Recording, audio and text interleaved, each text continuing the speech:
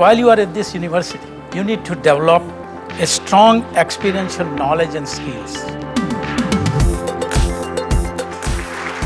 H.P. Rama, AAHOA's founding chairman, I was born in Malawi, Africa, and raised in India. spoke to a packed room of Kennesaw State University students in October about his life, career, and the hospitality industry. 52 years ago, with $2 in my pocket.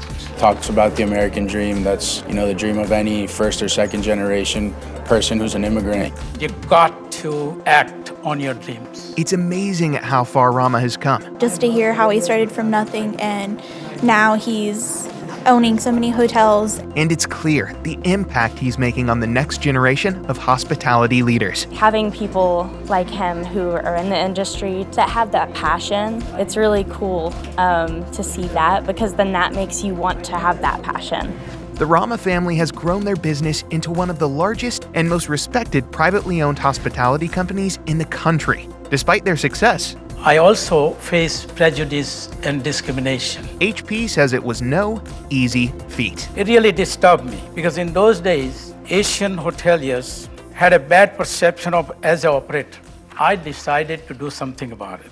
Rama knew this was a threat to their livelihoods. So I approached then President of Daisy, Mike Levin. He understood my problem just like that. Mike Levin could relate to the discrimination of Indian Americans, as he personally experienced discrimination as a Jewish person. We formed a group called Asian American Hotel Owners Association. The beginnings of AAHOA in 1989, made possible by hoteliers such as Michael Levin and Henry Silverman of Days Inn, gave the Indian community the support it needed to join national franchises. Today, AAHOA has more than 20,000 members. They own more than 34,000 hotels in this country. They own $140 billion worth of assets in this country. AAHOA grew quickly and successfully, with members now owning more than 60% of hotels in the United States. I am totally surprised how exponentially AAHOA has grown in all respects. And I give great credit to successive chairmen and their boards for taking AAHOA mission forward over the last 32 years. Rama says none of the first-generation immigrants went to hospitality school. They are sons and daughters of farmers from India.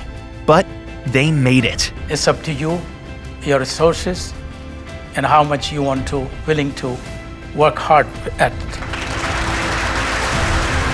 Seeing them achieve their American dream and then to hear his as well, it just kind of perpetuates why I'm in school,